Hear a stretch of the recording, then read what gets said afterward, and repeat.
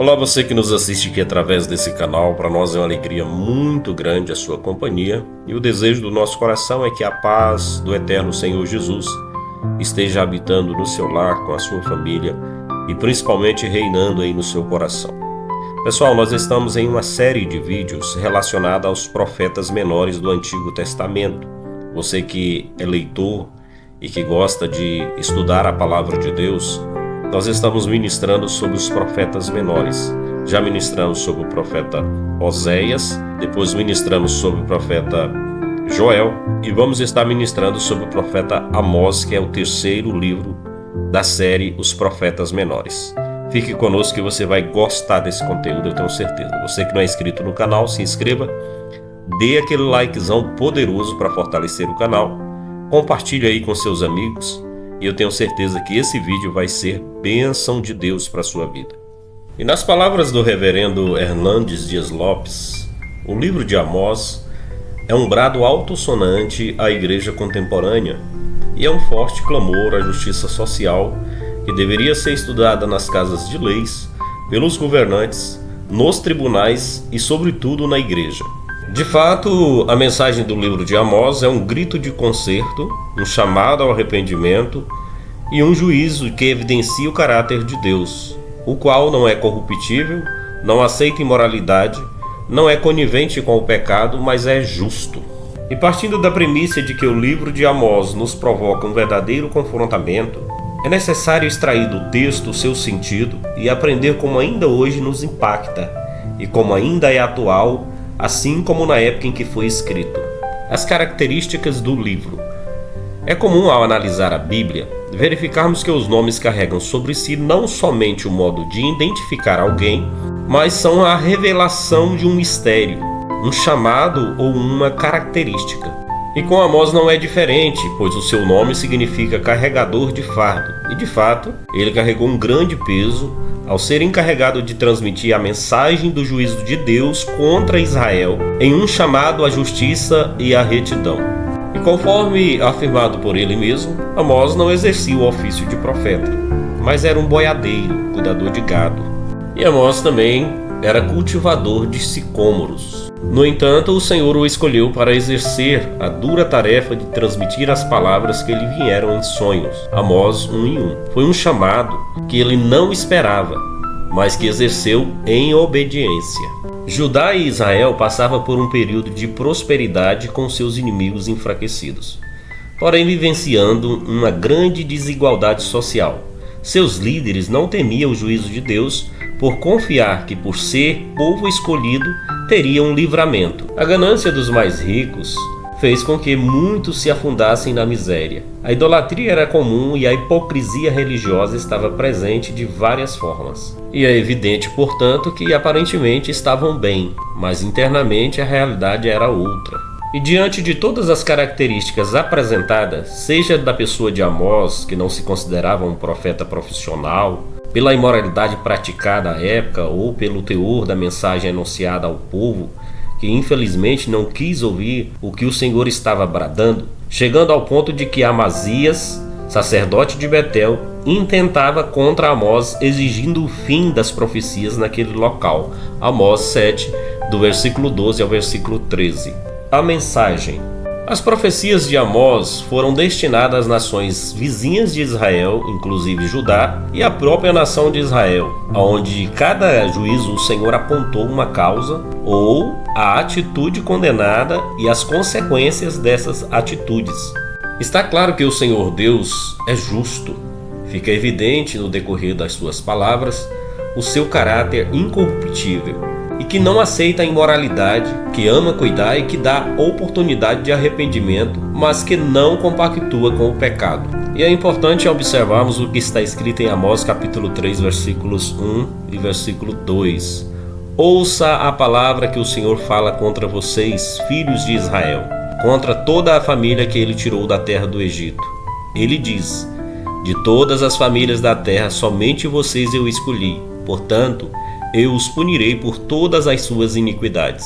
Os israelitas rejeitaram a profecia de Amós por considerar que não se cumpririam sendo a nação eleita. No entanto, o que fica demonstrado é que justamente por serem a nação escolhida, o juízo seria mais severo e mais duras foram as palavras do Senhor. Dentre as atitudes condenadas pelo Senhor, podemos destacar que Deus condena o orgulho com base em poder e prosperidade como favor divino. Amós capítulo 6, do versículo 1 ao versículo 8. Pelo alto grau de prosperidade, eles acreditavam que Deus não reprovava suas condutas. Acreditavam estar imunes. A confiança estava, portanto, no que possuíam e não no cumprimento da palavra de Deus. O que pode se observar dessa conduta é que ainda hoje este é um engano comum entre muitos cristãos, ao acharem que a aceitabilidade de sua conduta perante Deus é recompensada com bênçãos terrenas, principalmente ao se negligenciarem aos necessitados. Todavia, o que realmente mede a nossa comunhão com o Senhor e aponta para o destino que iremos enfrentar é a palavra de Deus e o Espírito Santo na nossa vida. Temos uma certeza: esta vida é passageira, mas podemos alcançar a eternidade com o Senhor. Confiamos não no que temos, nem na nossa força, mas na graça do Senhor Jesus Cristo. Deus não se impressiona com grandes movimentos espiritualmente vazios. Amós capítulo 4, versículos 4 e 5 e capítulo 5, versículos 21 ao 24. Jesus afirma em João 4 e 23, mas vem a hora, e já chegou, em que os verdadeiros adoradores adorarão ao Pai em espírito e em verdade, porque são esses que o Pai procuram para seus adoradores. Os israelitas viviam de aparência, com solenidades, ofertas e sacrifícios, porém não tinham o coração entregue. Não obstante isso, o que Deus espera de nós é o que Cristo nos orienta, a adoração verdadeira em espírito e em verdade. O chamado de Deus no livro de Amós nos deixa um alerta muito grande quanto à necessidade dos cultos, sem sequer saber o que realmente significa.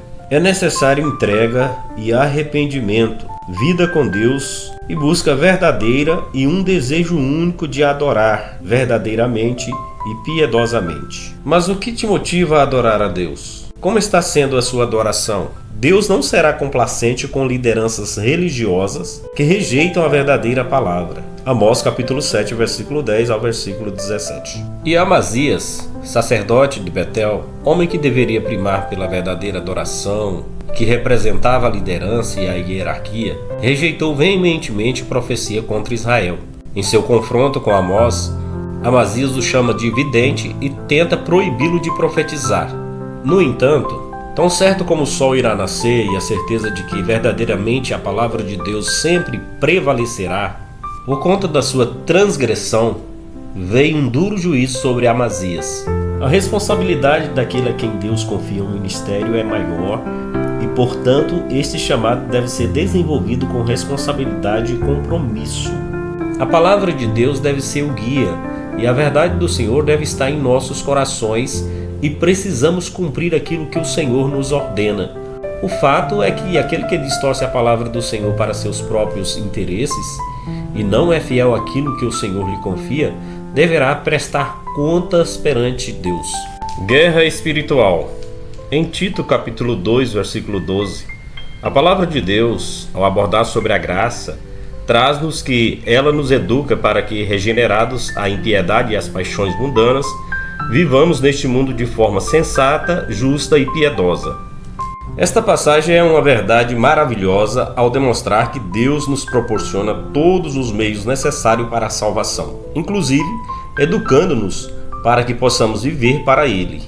Em Amós capítulo 4, do versículo 6 ao versículo 11, o Senhor é categórico em apontar todas as situações às quais submeteu o povo de Israel para que voltasse ao verdadeiro caminho. Situação de fome, morte, peste e as mais variadas dificuldades. Tudo isso revela o amor de Deus, um amor que deseja que sejamos salvos, um amor que, assim como um pai castiga um filho, ele nos educa para a nossa própria salvação. E por vezes não compreendemos o agir de Deus. A humanidade vive atualmente em uma total falta de amor e alheio ao brado do Senhor.